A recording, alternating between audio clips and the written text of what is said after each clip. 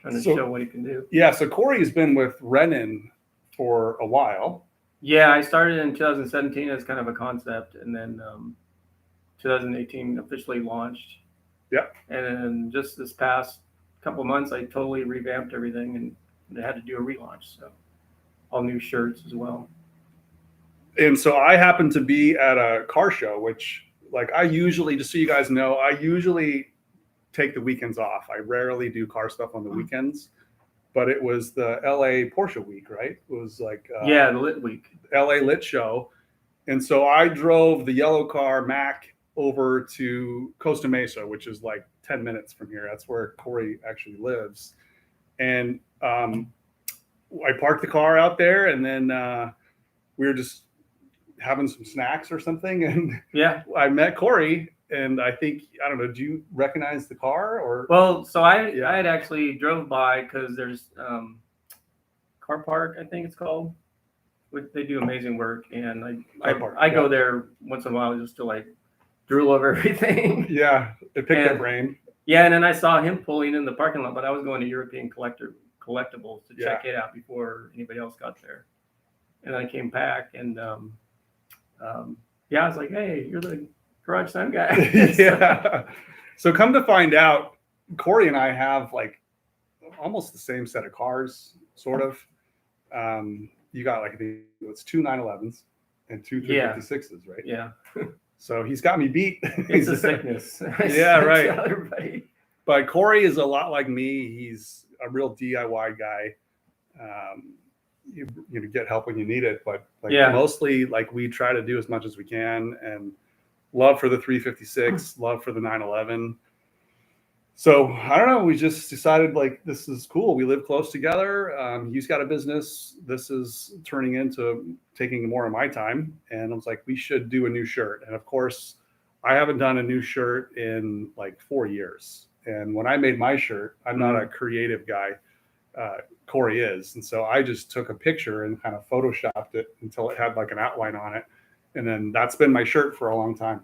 And so, and he told me that he has this apparel company or lifestyle brand. And I was like, well, yeah, maybe we should do a shirt together. So it's been already since February, right? Yeah. Yeah. So we've been working on stuff. And so we hope to have lots of new shirts. And so one of them's ready, but we want to get like a couple in the works. And so Cory's going to keep his own shirts, but also do some Garage Time shirts. So that's the idea. That's why Cory's here. And I think it makes a lot more sense to get shirts from like an actual car guy, because I was using Teespring before, and that's just a corporation. Like they don't care anything about the artwork. They don't care about the quality as much. I mean, we ordered some shirts for some friends in like Dana Point, and the sizing was all different. Like every time you order a size, like it would be a little different. So it's better to get them from Cory. That's what I'm saying. And I use all Gildan heavyweight. It's your typical, what do you call it? Like car show quality T-shirt that every guy wants, and they're always consistent. So cool. We got a guy from Irvine. That's close. Oh, Miami and. Flat 6 Misfit from Miami. Yeah. And then so Advanced is talking about Blip Shift, and I am a big fan of Blip Shift. So he's I don't look at it too much, actually. I saw it once like a few years ago. Somebody a friend of mine was showing me shirts when I first started. And but maybe I should check it out more. Well, they have some designs, but a lot of it is submitted by the audience. Oh, okay. So people submit designs, and then if it becomes selected for a shirt, you somehow get some proceeds or whatever. Okay, so they got like a lot of variety, and it's not just Porsche; it's like all kinds of stuff. I actually did. I did a shirt for a couple during the 356 Concours last year. I met them, and they had the Chicken Outlaw. And it was like, I think it's a 58 Speedster, if I remember. Okay. And right. They called it the Chicken Outlaw because they didn't want to go fully. They just did a few things that they can reverse. Yes. And they had a little really cool hand-painted chicken on the side. Was this built for the Porsche dealer competition, or is this something that's built? No, it was. They were just at at the 356 Concours last year. Oh, okay. But they've been in the registry in the 356 club for years, since I guess it was back in the 80s. A chicken outlaw. That's clever. And so yeah, I made a T-shirt for them last year, and yeah. So anybody wants a shirt, I'll make you one. Yeah. See how easy it is. Yeah. We just run into Cory.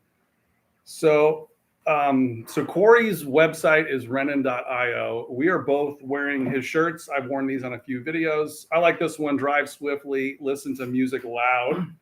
And it says Rennen down here. So I've been going to lots of concerts lately with my kid because he's playing loud music. And so I wear this to concerts. I wear it in the garage. It's just fun. And I've even driven my car to some of his concerts. So I literally have done both at the same time. Yeah, and I got the idea just from, like, I don't know, driving down the coast and blasting the music, and you know, you don't have to drive a 911 or 356 fast. It just feels, you can make it feel fast. That's true. High revs, whatever, you know. Yeah. Whipping in and out of traffic, and you know, kind of making it, I guess, your own thing. But so that's how I, you know, came up with that. Yeah, Cory drove his car here. It's actually right behind those doors. Yeah. I guess we could open the door, but he drove it's 76, right? 76. Yeah, and I've been driving 911s daily for probably 20 years, but yeah, until lately, and I finally got a truck because I need all parts. So. Yeah, I use my Mazda like a truck. Oh yeah. But Cory's a real car guy. Like that's why he's here. I think it's super cool. We ran into each other, and he's willing to help out, which is what I need. Like I'm super technical on the technical side. I love the engineering stuff, but I lose patience on websites and that kind of stuff. And Cory is picking up the slack, so that's cool. And then so that's how Cory and I met. And then as far as the 10,000 just kind of came and went. I don't know. What are you up to now? Like 10,006. Oh wow. Cool. So it's like I don't really focus too much on the subscribers. You got your award. You got to get 1 million. No, you got to get 100,000. Okay. So we got to. But it's a huge step. I mean, you know. Yeah, I don't really promote like you have to subscribe, like you have to do this, you have to do that. I just feel like if you want to watch, then you want to watch. And I realize that my content is not for everybody because it's not a spectacle. You know, I'm not just doing things dramatic, making it different. I just try to document what I'm doing each week and slowly making progress. So thank you all for supporting us. 10,000 is a lot of people. Yeah. Like, I mean, imagine putting 10,000 people like in a convention room or something. Yeah. And I don't, about 2,000 of you guys watch every week, which is still a lot of people. So thank you for being here. We really appreciate the support. And occasionally I'll do a few videos that are designed to like get a lot of views. Yeah. You know? Like I know how to do it. I just don't do it. Like I did a video like how to strip the paint off your car. And I knew that video was going to appeal to a lot of people because like everyone has that same thing. Yeah. And I'm working on another video right now, and some of these take like a month. So I'm working on. Actually, you gave me this idea. Uh-oh. This is about everyone has a car that needs something painted black, right? So brackets, pedals, levers, engine parts, whatever. And so I have like my favorite black, and you have your favorite black. Yeah. And then there's like the powder coaters. There's Cerakote. There's like 5 different methods of painting something black. And they like vary from like the hardware store. Yeah. Yeah. We want everything black. You see a red door, you paint it black. Yeah. So it's like, what do you choose? Like, do you just go to the Home Depot route or do you go like the Cerakote route? So I'm going to cover each of the different levels. And I have my own recipe for like Rust-Oleum that's hardened. And it's holding up pretty well. Like on Mac, the floorboards on my car are just bare. Like there's no carpet, right? Yeah, they do hold up. So when you're just getting in and out, like I don't tell people to take their shoes off, obviously. Yeah. So they haven't even gotten scratched yet. They just get like sand in it. but like it hasn't really scratched. So I want to do a video that describes all the different blacks and do some like torture tests. Right. Torturing, like, scratching it and seeing how well it prevents corrosion and stuff. So those are the kind of videos, like if I had time, I would do more of those videos. Yeah. But it's a choice between, do you want to finish your car? Like Yeah. I want to finish the car, which is more of a personal thing, versus making videos that are just going to like get 20,000 views. Yeah. Because And those take a lot of time. And I've always lived vicariously because I've wanted to do videos forever, but it's too much work for me. So I've been trying to document through photographs what I'm doing. So yeah, no, that's good too. So anyways, thank you guys for watching. Let's check in on the comments. Welding workshops. I'm trying to do another welding workshop. I do them in person. I have an online like workshop. It's for TIG welding. It's like a $99 paid course. And then I also have in-person workshops, and I haven't done it in a while, obviously with COVID, but I thought about doing it in June, but it's already June. It's like already today's June 1st. I can't believe how fast it goes. yeah. But well, I'll see if I have some time in the schedule to do like a Saturday or Sunday workshop, and let me know. I limit it to 4 people. So I've had other people. I'd like to do it actually. Yeah. Some refresher. Yeah. So I mostly cover TIG. Yeah. But sometimes the guys are like, well, why, I want to do the MIG too. And so I do both, and we just compare. And it's funny because my dad was he was a welder his whole life. Yeah. Built pipelines and all those huge refineries and compressor stations all around the world. And, right. I mean, he was using TIG like when it was invented, I guess. Yes. Probably. And they called it like Heliarc. Yeah, exactly. When it was aluminum. Yeah. And I used to grind his tungsten metal when I was like in my teens and 20s. And yeah. Working with him. But I learned like gas welding. Perfect. And then I learned the MIG, and then that was about it. And then I stopped doing metal work. Right. The thing about the gas welding that's great is it allows you to really, it kind of slows everything down. Yeah. And because MIG welding is just the electrode is coming out so fast. Yeah. And you sometimes with the sparks and the energy, you sometimes can't see what's happening. But with gas or even with TIG, everything is slower. So you can actually see the puddle develop. You can actually see it move as you move the torch. Yeah, and then you can actually get real artistic in it. Yeah.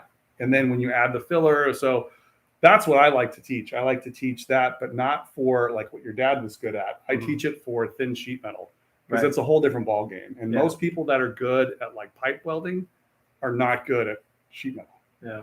And it's like a whole different technique. So hopefully we can maybe do it in the end of June. I'll have to check. It's been busy lately, but I'll try to come up with another date we can do it in person because it'd be fun to get together. And like I said, it's only 4 guys because I want you to be able to spend as much time welding. I know I like to talk a lot, but I basically just want you guys to weld, and then I demonstrate, I explain, you weld, and then we talk about what happened. And there's 4 of us with hoods on, so we can all see what each other are doing. And generally, it's people progress, but it's not like they're gonna be experts, like TIG welding takes more than a day. Yeah. But it's a good start. Like it definitely gets you up to speed quicker. So let's see, it's all about bicycles. Asking if we're going to Steve McQueen's car show. Is it this weekend? Are you going? I'd like to. I'm not registered. I'm not registered. Oh, there's Octo too. The bus. Yeah. It used to be the classic weekend years ago when it was around. There's a bunch of VW stuff this weekend. Okay. Yeah. Actually, some of it's like Old World Village, and then there's the DKP thing like on Garden Grove. Oh, okay. It'd be cool. So we are not registered to go to Steve McQueen, but we might show up. I don't know. Maybe we'll. You haven't ridden in the cabriolet yet, right? No. Yeah. Maybe we'll come. I'll pick up Cory. Oh, that'd be cool. We'll go. Yeah. At least it has a radio. It's got a nice radio. Mine actually, in my 76, I hid mine, so it just has a delete plate, and I have a little amp from Woody's. What is it? Woody's in Costa Mesa. Like the classic Yeah. radio company. Yeah. And cool. yeah, he sells a little amp, and I hook my iPhone up to it. So there's like, it just looks kind of bare inside, but you get all your music that you want. So the Cabriolet is an '89. Yeah. And it's got a pull-up punk probably. No, it did. Or someone upgraded it to. You guys remember the detachable face Mhm. CD players? So you're supposed to take the face with you to the thing, so that's what it has, detachable face. That must have ended like what? It's got to be in the '90s, right? Yeah, my favorite was the Alpine with the 6 green buttons. This is a JVC, but it actually sounds pretty good, like Polk Audio speakers. Oh, so nice. I'm leaving it. I think it's I'll leave it in there. I'll leave it in there. It sounds good. Mission Viejo. There's lots of locals here. And Chris says he used to screen print shirts for many years. Cool. So Chris is coming to visit. Cool. Chris, I have his fenders behind the Woody's Custom computer. Shop. That's it. Yeah. He's a big 356 guy too. Oh, wait, they have a booth, I think, at the Phoenix Club. I've got that's it. Yeah, right. They're cool.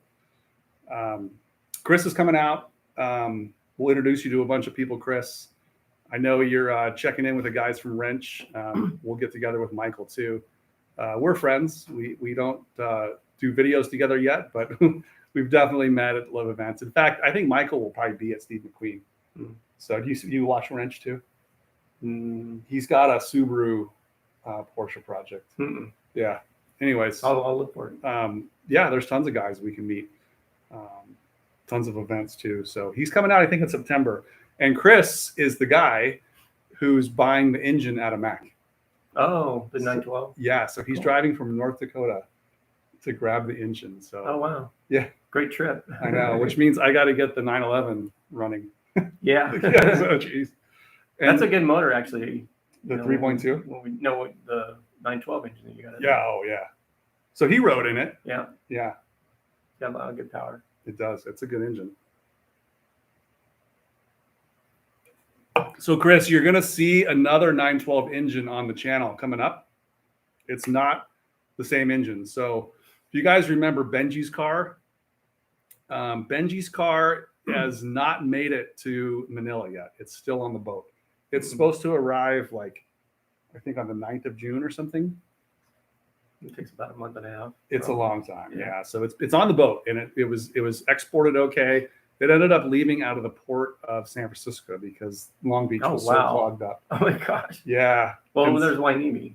I brought in an old barn door from there, from England. Yeah, That's I guess the only other one to do. Yeah, he said it was really difficult, so he ended up leaving from San Francisco. Oh wow. So, anyways, it made it on the boat, but he left his engine here. He left his 912 engine here. Oh, okay. Originally, he wanted me to take it all apart and put it in boxes. Wow. That's like I don't know. So, but he wasn't allowed to import anything in the back seats. Like if they found extra car parts, they would have just thrown it over. I don't know if I want to take it apart. No. I just started this 66 911 project I came upon last year. I just pulled the engine tranny out, and it's taken me forever to pull that thing apart. So just the engine. Just the engine. I saw that at your place. And I'm trying to catalog everything, so everything is going to go back where it should, and I know where it's going to go. And see, that's why you need video. So yeah, exactly. I take lots of pictures. I watch my own videos just in case you guys are wondering, because if I have to put something back together, I just rewind. That's right. Yeah. And it's gonna be my first engine project because I just doing these early stuff. It's so expensive. Yeah. And exactly. You can't. There's not many people that's doing them. So I found a great machine shop, Ollie's, out in Lake Havasu. Yep. And I'm going to send it off there and then put it all back together and get it going. Yeah. And so Cory and I talked about sharing engine stands and stuff. So there's a few of them laying over there. Oh, that was funny. I was trying to put it on the new engine stand. Yeah. I had it on the yoke. Oh, okay. And so my neighbor, he's a Porsche guy too.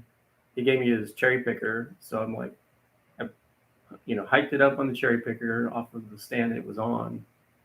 And, it was kind of like this. So I had to go all the way back down to the floor, get it centered, and then get the engine stand up. But the legs they're both like this, so it wouldn't go very far.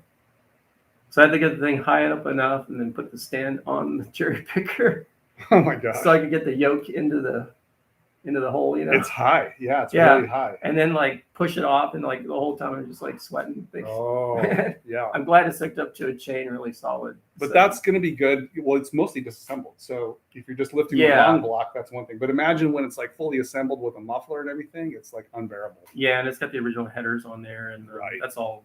It's rusty, so it's going away. And it'll have a lot. I can actually do the headers when it's in the car. I'm just going to go with the Stinger back. Well, unless you want to run it before you put it in. Well, that's true. Yeah. Yeah, that's why we built ours a lot lower, and it's. But then you just take the things off that you don't need, and then you put it back on. You could. It's in the car. Right. So. Yeah, he's got a really nice 66, a lot of original parts, everything original. Yeah, it just sat in a field for 30 years. I just posted on my site I'm going to start a thread about it. Yeah, it's like mostly original. It's a little bit rusty underneath.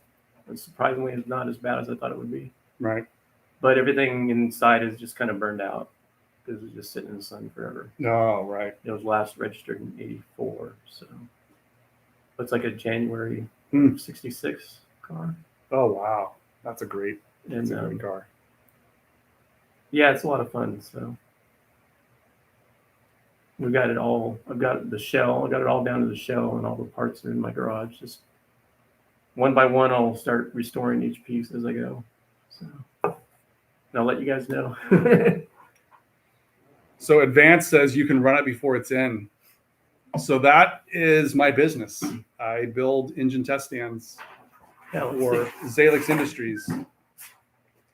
So we're just now making the frames again as well. So right here. Yeah. So I've been busy, like even this morning. I'm gonna have making these things. Get one from you. Yeah. So this is one of the pieces that allows you to attach the starter to the engine. You know. Yeah. And that's kind of the hard part. But you'll need oil lines and fuel pumps and stuff. Yeah, I had the tranny hooked up with the starter. Yeah. It was easy to check compression. So this this eliminates the transmission. So, and it also supports it. There's like a couple holes here that'll support it up off the ground. So I have videos on, Benji's engine on the test stand. And now's a 3.2 with Motronic computer, harness, everything. Is your test stand low or is it up high? It's pretty low. So the crankshaft's like 25 inches off the ground. Yeah, it's much easier to manage. So you can use I use the lift, but you could use a motorcycle jack or motorcycle table or something like that to get it up. Right. Yeah, it's really convenient. Yeah, my neighbor had a tranny lift or tranny jack, and it went up about 35 inches, but it was too scary. Having it that high. 35, right? I know. I was trying to get it into the truck, so we ended up putting it on it with the cherry picker that he found. It was like hidden in the back somewhere. Jeez. So. Yeah, it's an engine you don't want to crack or break. No. All right, should we do the shirts? These are both the Rennen shirts. Yep. But okay, so you guys know from way back when, I'm not afraid to cut into metal. So I've always said it's only metal. Don't be afraid to dig into your car. I try to inspire people to, work on their car, have a go at it, and not to fret about it. Because when I first started on my 356, it was like 25 years ago I got that thing. Oh, wow. But I was originally afraid to cut into it. I had Volkswagens and Carmen Gias, whatever. But, cutting into that car, even in the 90s, it was still nervous. Yeah. But eventually you realize that it's got to get worse before it gets better. Oh, yeah. And so I always had the idea, you just have to cut it. Don't be afraid. It's just only metal, and it applies to engines, transmissions, whatever. So it's only metal is my motto. So I had some pictures of my 356 when it was in bare metal. Before I had a YouTube channel, I just had pictures like you're doing. So anyways, Cory took the two and made a shirt. So we have a few. We don't have a way to flash it on the screen, but we have a way to show it to you. It's only metal. Yeah. So that's my 356.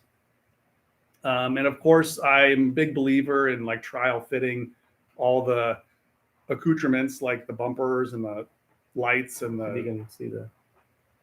like the hood badge. Everything's on it because you want it to fit after it's painted. So I fit everything before it was painted, and so that was not just for a photo. That was like me trial fitting all the pieces.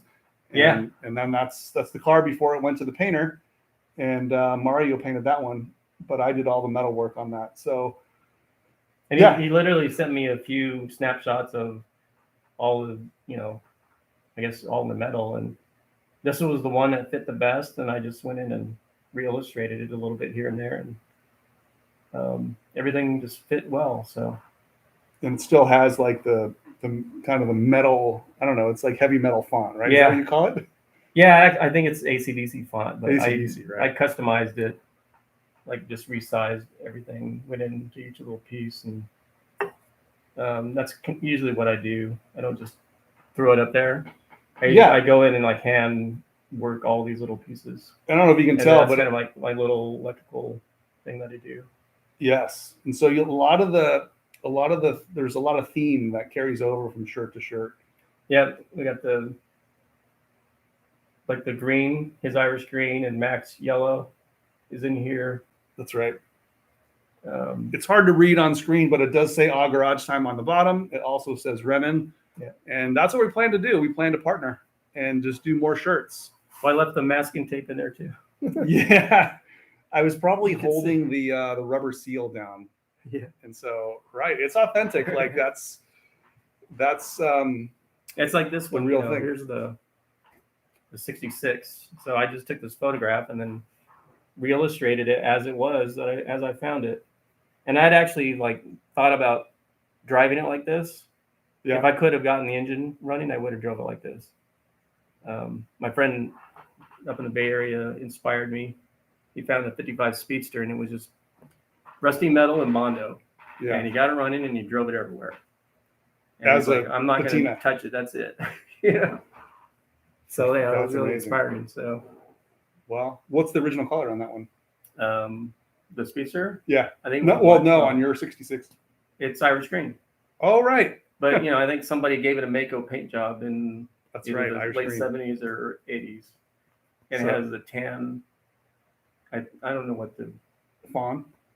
Is it fawn or tan? It's just leatherette, the black carpet, and sunroof, and has like the deluxe trim on the bottom. It's an unusual one. And I'm finding out now that I don't know if the tranny is original.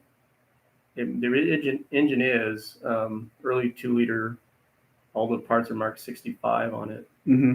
But the tranny is a 90202, which says it's, if you look in the book, I think that's a 912 5-speed. And it could have been a special order. With the 912 gears? I don't know. Oh, wow. But then I have to research it a little bit more. Right. Okay. But that could have been like a special order from Porsche at the time. Right. But it's marked actually 67, so maybe it was a factory replace. Yeah. Or dealer replace later on. So I don't know. But it seems like it's in good Irish shape. Green. I love that color. Obviously, you guys know Irish green is the color of my 356. So. And Chris, it may go back to black. I don't know. You don't know? Oh, okay. Still debating. Gotcha. So tell them about the shirts, because they're like limited editions. So the plan is to have new shirts like more frequently, and these are limited. So tell them how you get it. So we're gonna do for Tom 64. There's gonna be 64 shirts that we're gonna sell to you guys. 1964. So there's 64 shirts. Yeah, limited edition 64. Yeah. Do you want to put the link in if they're interested? Yep. In the chat or. So here's how you get the shirts, you guys. You go to Cory's website. So it's HTTPS. I'm typing it in right now. Yeah. /www.rennen. That's the comment. Sorry. .io. We are like rookie face or live streamers. Yeah, you can go there.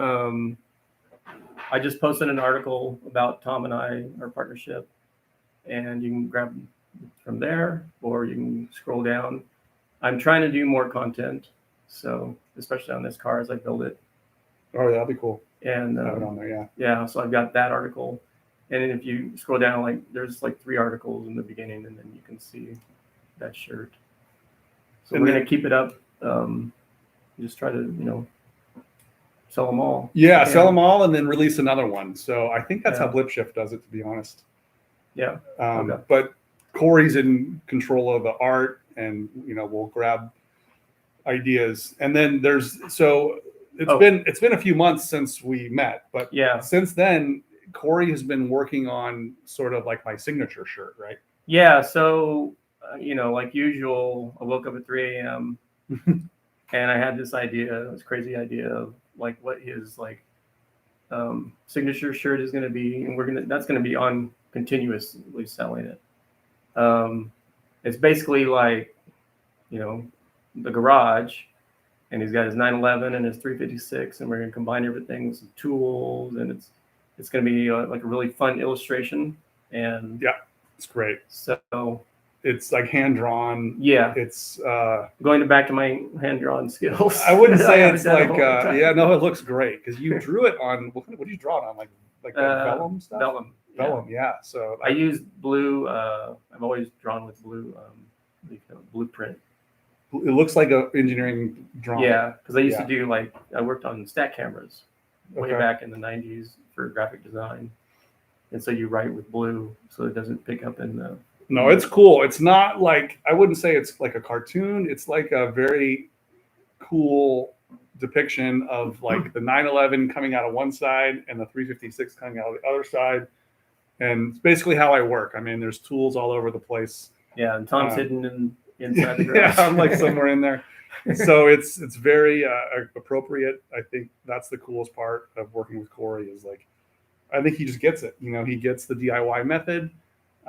He gets what it's like to work on multiple projects at the same time. Oh yeah, because we're all doing the same thing. I've always done my own thing, and I've always had multiple things going on. And like right now, I'm trying to change my mind in which car I want to finish first.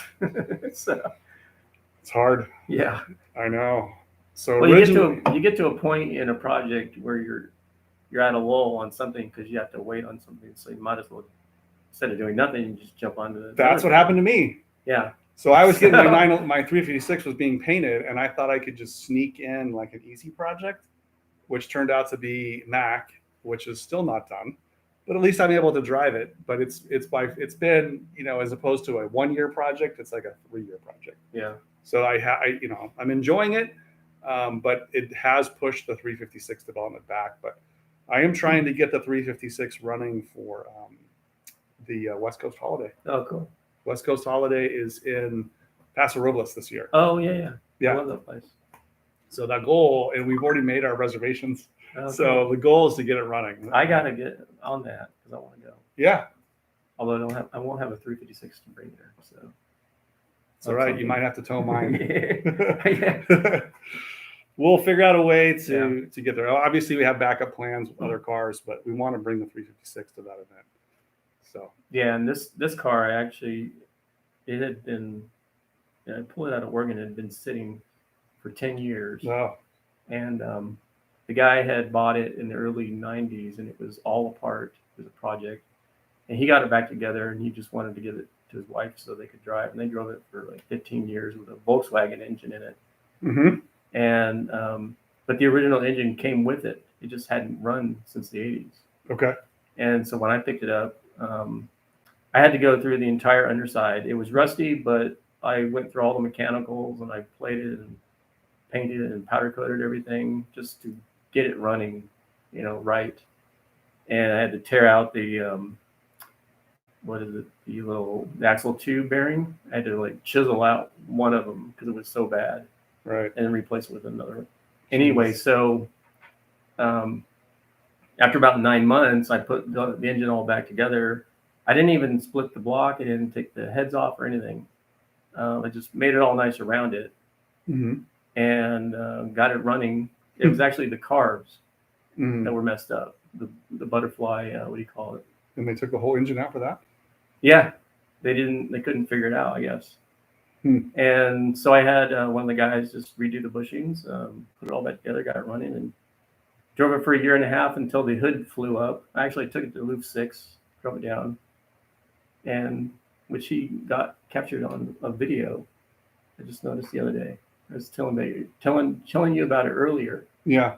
And so that was really fun. And then the engine flew, or the hood flew up on it, damaged it, and I decided, well, I might as well start taking it apart and we'll rebuild it, because there was too much rust structurally underneath to make me feel safe to keep driving it. Right.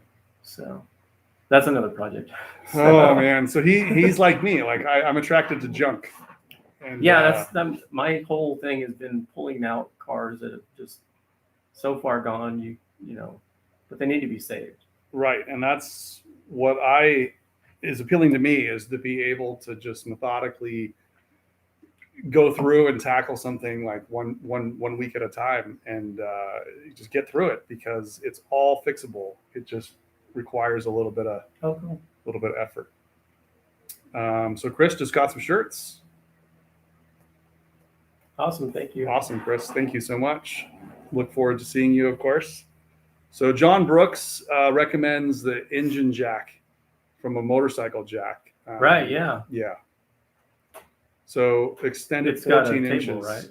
Yeah, so you can get them, like he's saying, get it at a swap meet. And there's a Long Beach swap meet this weekend. Oh. You ever go to that? No. It's good for tools. Okay. Yeah, it's good for tools. I think I might go with another guy. It's Tim. What's up, Tim? Oh, all right, perfect. Welcome, Tim. So he helped me. Tim's from the Bay Area too. Oh, nice. He was an ex San Francisco police officer. Cool. And he helped me get started. He was there when I first started it up. It's exciting. It's on my channel. I only have like a few videos, but I haven't really done anything with it just because I'm not a video guy. Right. I'm more like a director for my work. I direct in commercials and stuff, but being on camera is not my thing. Right, behind the camera. Yeah. Well, cool. Anything we forgot to talk about? So I got to mention. So sorry, Tim is his birthday. We were looking at the car decks of my car, and it was born the same day that Tim was born. Oh, really? Like to the year too? Yeah, 11/26/56. Awesome. So now we know how old you are, Tim. Yeah. Corey spilled the beans. Outed. Right. So what about? Can we give one away?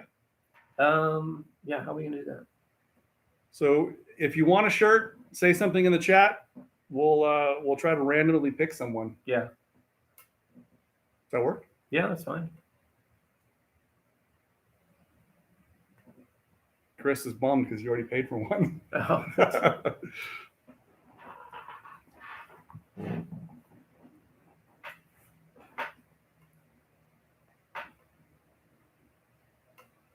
or if there's any other questions you guys have. Yeah. So if there's something you guys want to talk about, there was something I got to go up a little bit. Oh, Dave Harris bought one. Thank you, Dave. Somebody had mentioned there was a question. Oh, my dad's on here. That's good. Hey, Awesome. Dad.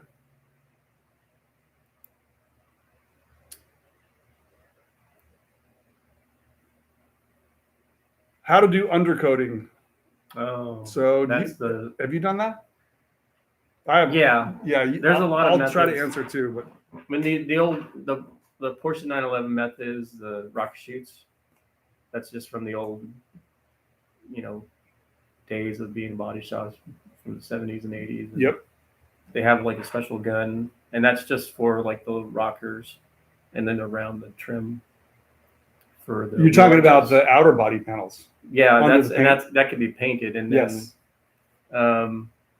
What I've seen done really well is you get a can of like Rust-Oleum undercoating, and you shoot it, and then you can paint over it. Right. And you can even clear coat over it if you want it. You can like dull the sheen on the clear coat as well. Right. If you want to really protect it, but for like that has the outer best rocker texture. Yeah. For underneath the car. But then the outer rocker for the wheel arches and for the rocker is that rocker shoots. That works the best.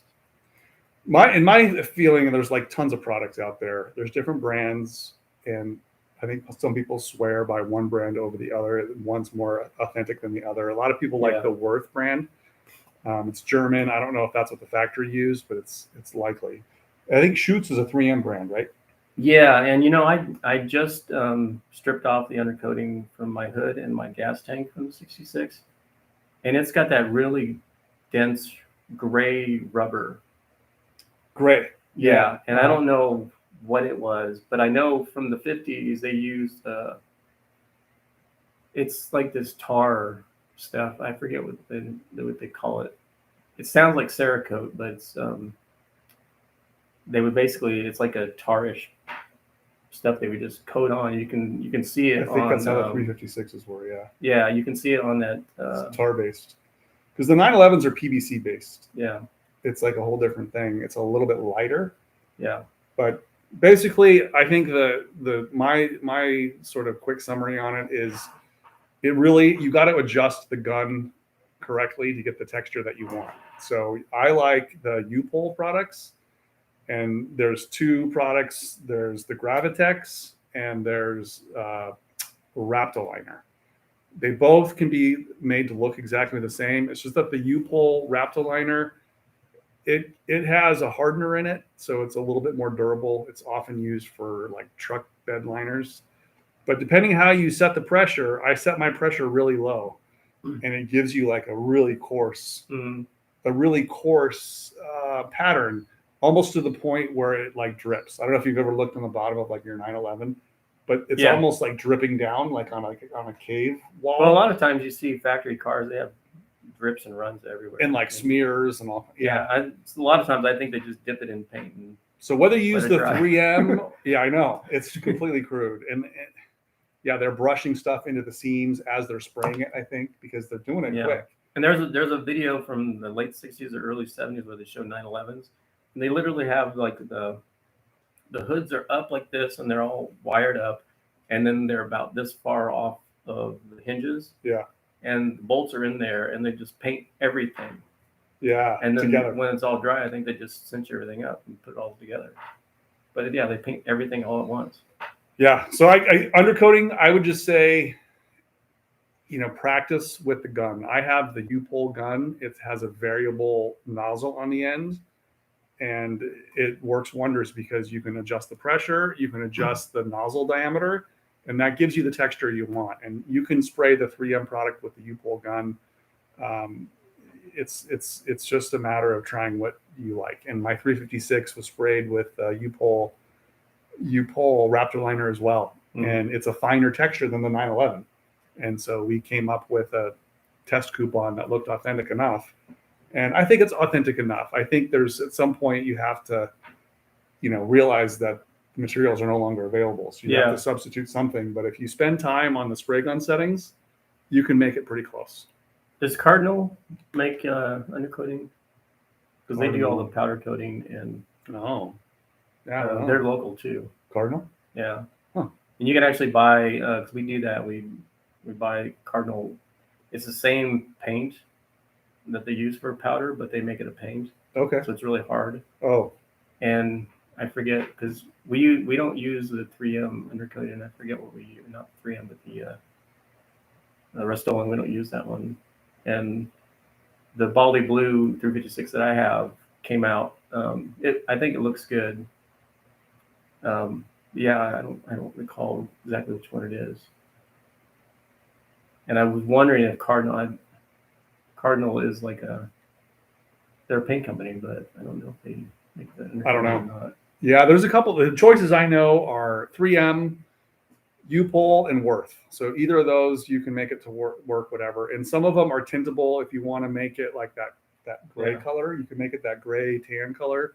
You can make it black. You can make it body color. You can kind of do whatever you want. Oh, I know. So now, last time I did mine, I used that big. It's a really fat can of Rust-Oleum undercoating. Yeah, I'm not familiar with the Rust-Oleum one. And it comes out. It has a nice texture. Right. And it's a hard rubber. Right. Is it 2 parts though? You like A? No, you just spray it. Okay. So that's probably more authentic than what I use. Mine is 2 parts. So when it dries, it maintains whatever shape you sprayed it on. Mm-hmm. But once it dries, it's pretty hard. you're not getting it off. And then I use SEM Black. Yeah. They've always made bumper trim or any kind of like molding black trim. Yeah. But this stuff is it's direct to metal, and it gives you like, it looks like powder coat. It's done. It's really hard, and it dries in like a few minutes. Right. So that's one of the ones I mentioned earlier in this discussion. We've gone along a lot of topics. He's here, gonna test them all out. I'm gonna test them all out and tell you guys, which one's the most durable and stuff. Oh, fuel lines. And we have someone from New Zealand. Yeah, That's awesome. What time is it in New Zealand? It's got to be. It's probably not 5 o'clock. We're drinking beers. You drinking beers in New Zealand already?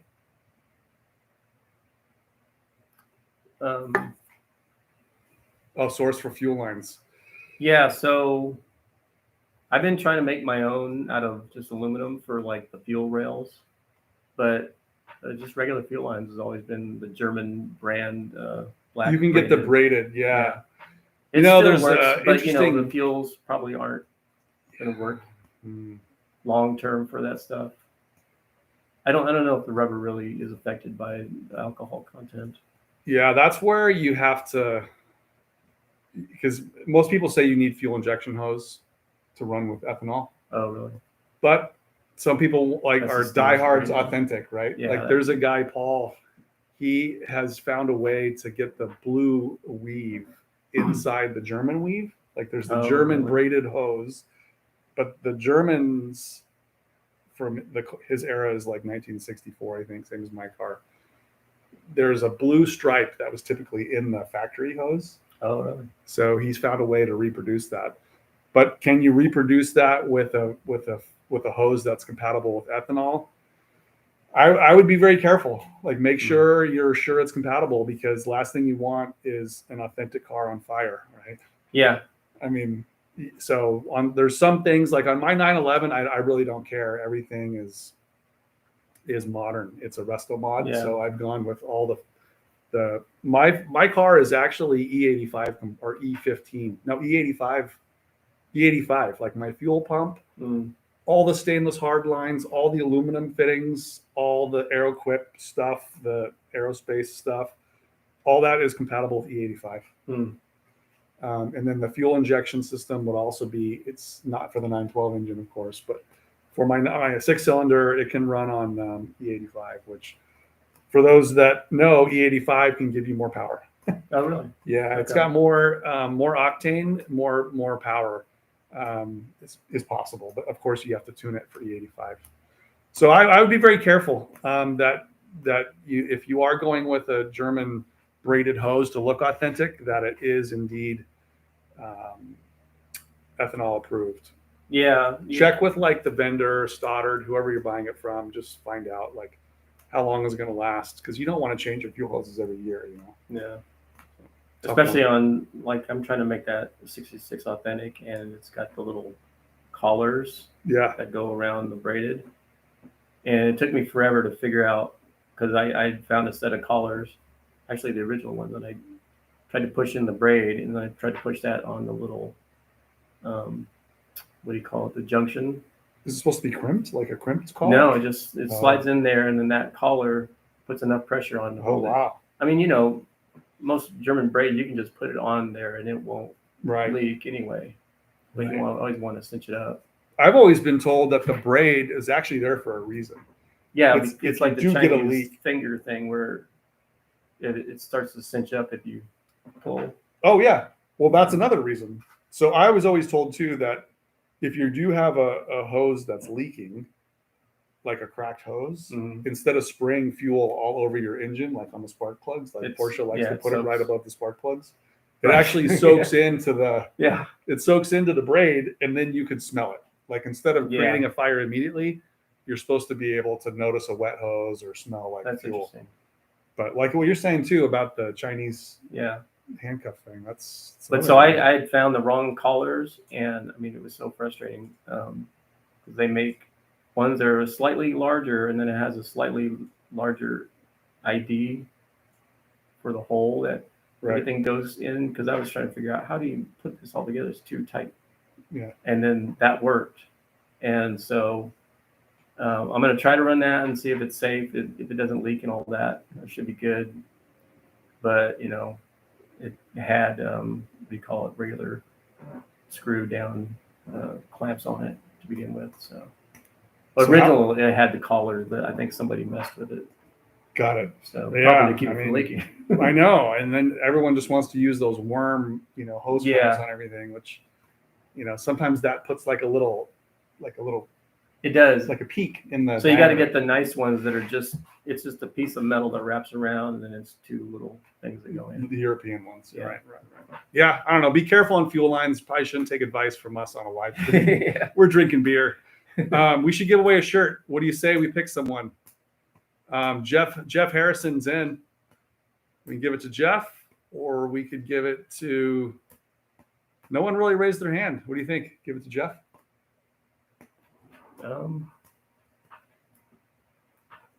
Dave already bought one. Chris already bought Chris one. had to fly. Thank you, guys.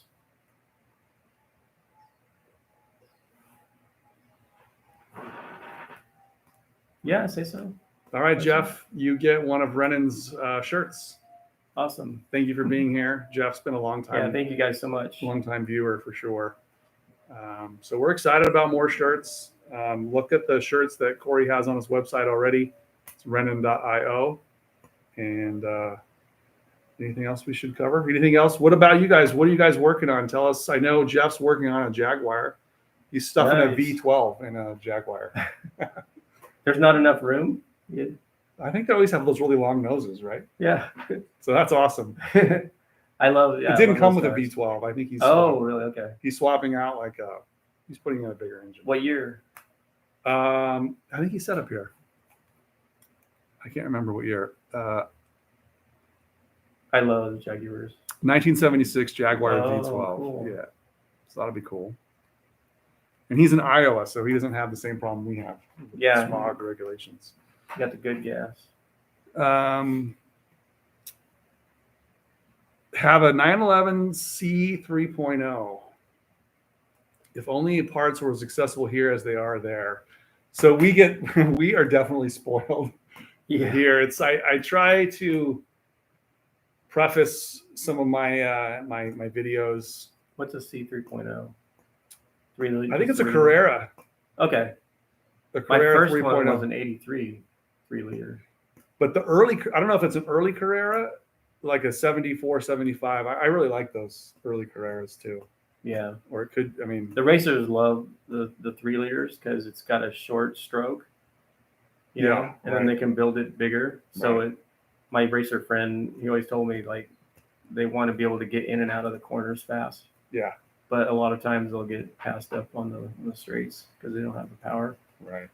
But you can always use more revs power. up faster because of the short stroke.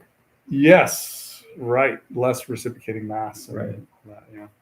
No, we're pretty Cool. lucky. Like we're 77. constantly getting parts, and I have too many parts. Like I don't know if you guys can see. I have shelves all over the place. I'm constantly moving stuff around and always selling stuff too. That's one of the ways we have to pay for where we live. We have to we have to share our parts with everyone else. So I spend probably a few hours a day just selling and shipping parts. Yeah, you showed you had a bunch of parts on a pallet. Yeah, I bought a lot of stuff. Video. Yeah. How'd that come about? It was just a Craigslist ad, and the guy said, "That's a good Craigslist." One price for everything. He said, "Make me an offer," and I was like, "Well, too bad you left it all outside." So I just lowballed the offer, and I know that I don't know. There's a see that transmission right there. So, you can see, and that one right there. I don't know if you guys can tell. I've done some work to it. Oh, you split it? Oh, it's a split case. It's a split case 356 transmission, and so.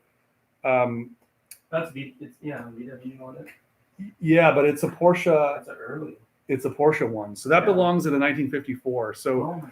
So that piece alone is probably worth $10,000. Yeah. So of course it's a mess. Take it to the workshop and tumble it. Yeah. Clean it up. Yeah. So I'm trying to, I don't want to be deceitful because the inside of it is not well well taken care of. Oh, really? No, but it's it's corroded and stuff. But I'm cleaning it up as best I can and offering it to somebody. In fact, so the other thing is on the 356 registry, you can look up like by engine number and you can look up by transmission number. So I found the owner of the the thing. Yeah, that's awesome. Well, yeah. So I'm trying to. The car is in Italy. I'm trying to like set it up so we can get it back to the owner. But you got a 64 SC since 1970. That's awesome. Oh, Andy Elsner, we know him.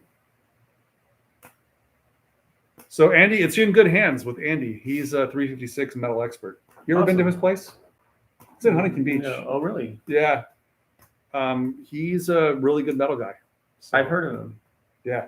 Yeah, I want to go. Yeah, we'll stop in there. We'll check out your car. So where are you at, Lee? You said you're are you the guy from Irvine?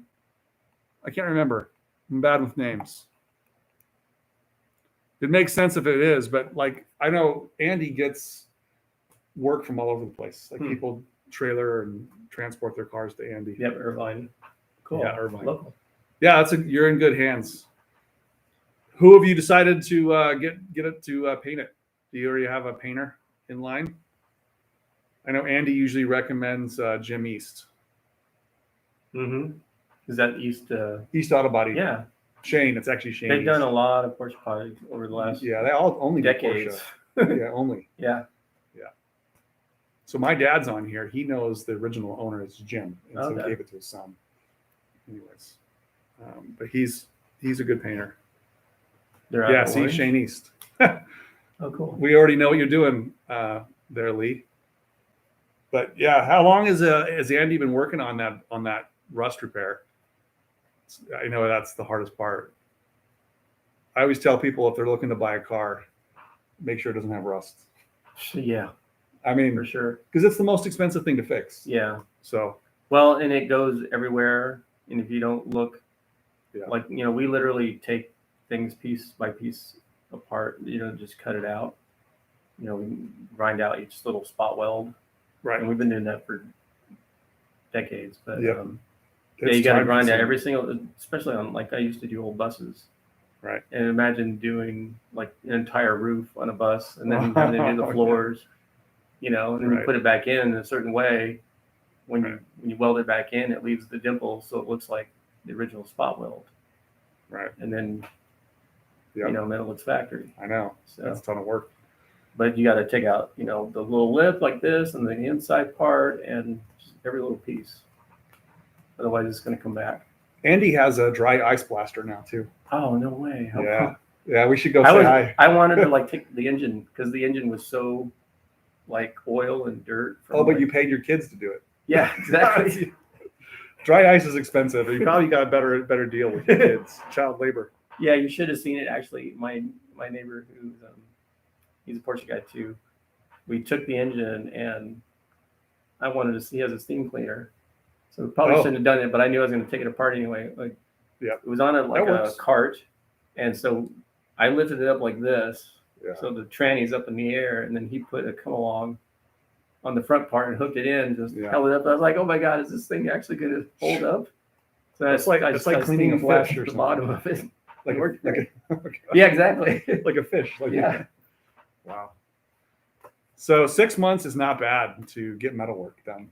Like if you're gonna have a pro do it, like that's what you want. Like 6 months is reasonable. Because it took me in my 356, it took me like 10 years or more.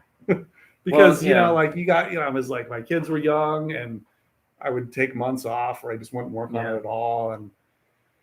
And my it's super time consuming. My 65, I drove it to Loop 3, and right after that I gave it to my friend Tony, and it took about a couple of years to get it to paint. Yeah. But, it was on and off. And then ever since then, it's just been kind of sitting and found other things to do. And, just, but it's coming back together again now. So, yeah. On the road. He said it's not done, but I don't know. Even Like compared, yeah. So 6 months for his car, Lee's car. He said that's really fast, but it's not done. Okay, but it's still within like that's a good trajectory because like my trajectory was decades, and it adds up. I mean, I've always had fun working on cars. So all right, bye, Jeff. Whether I'm working or not. Oh, Jeff, we'll get a way to. I know how to get in touch with you. We'll get a way to get that shirt to you. And thank you again for your support and being here, Jeff. Yeah, thank you so much. Yeah. So yeah, it just takes time. 10 years. Like I enjoy working on it, and it was if it wasn't fun, I just would stop working on it. Yeah. You know what I mean? Well, that's what I like. I like finding all because I want to keep everything as original as I can. That was came from the car, unless it's just completely gone. I went through a lot of effort to like, because my car was built by Carmen. Yeah. And Carmen had like all these weird depressions in the floors. Oh, really? Yeah, I met another guy on the East Coast, and we were comparing notes, and he had done a lot of research. So between the two of us, I think we have like the Carmen's kind of figured out, oh, cool. like where the depressions go, what was original. At least for the like our serial numbers were only a couple hundred apart, so we reproduced pretty much everything we could. You can check out mine then. Yeah. What is mine? And the nice thing about my car is that 221 814. 221. Yeah. Mine's 218. Mine's 221. Okay. So mine's older. I think mine's my birthday on my car was tax day, April 15th. Mine's 222 of 65. 65. So mine was 64. But I would assume the depressions and stuff are the same. Yeah. So my car, when I got it, hadn't really been messed with. It had like a little bit of bad repair done to the battery box. Thanks, Lee. Lee's off to other local events. Yeah, we'll see you. Maybe Lee, we'll see you at the. I don't know if we can go to the Steve McQueen. I'll see. That'd be a good place to hook up, though. Yeah, that'd be good.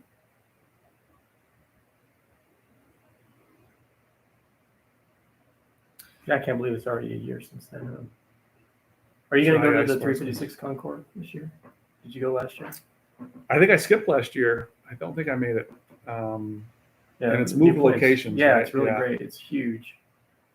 Wait, is that the same place as the? That's not the Boys Republic. No, because that's where the Steve McQueen show is. Yeah, it's different.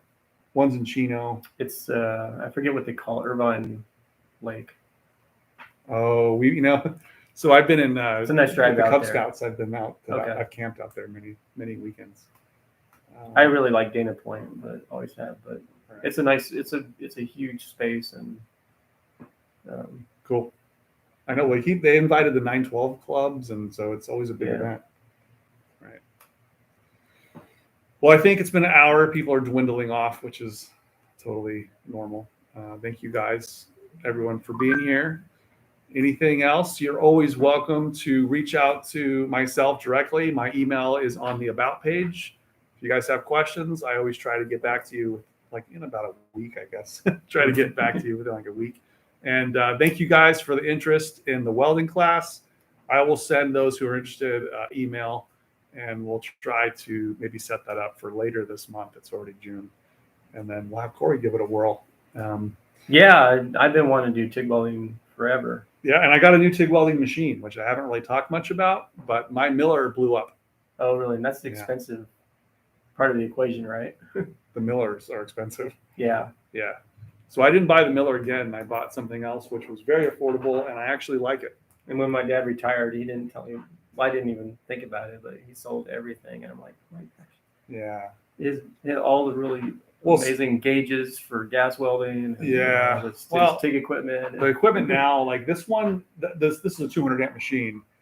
Oh, okay. An equivalent 200 amp machine from 20 years ago would have been like 4 times that size. But his was like this big and a truck. A truck, right? It was probably still 200 amps. Yeah. Yeah. So technology has gone a long way, like with the TIG welders. So, yeah, you're welcome to come try it out. All right, everyone. Yeah, thank you. You can reach Cory at his website. Yep. Rennen.io. Cory at Rennen.io. There's your email. Yeah. Cool. Simple. Yeah. So thanks, guys. Check out the shirts. Hope you guys all like it. And I'll be wearing the new shirt. And then hopefully in the next, short term, we'll get like the official Garage Time shirt out. But I kind of like the It's Only Metal. Like it's a cool metal. Yeah. It's a cool interim shirt. So thank you guys again for being here, and we'll see you on Saturday. Cheers. It was fun. Yep. I got to work on my video tomorrow. So the Saturday's video hasn't even started yet. So I do it on Thursday. So Thursday, work all day, a little bit Friday morning, and then edit into the evening. And so that'll be for Saturday's video. I think it's going to be the rear suspension assembly. So cool. We got to clean up the garage and get ready for tomorrow. So thanks guys for being here. All right. Cheers. Bye. What are these little dots are for?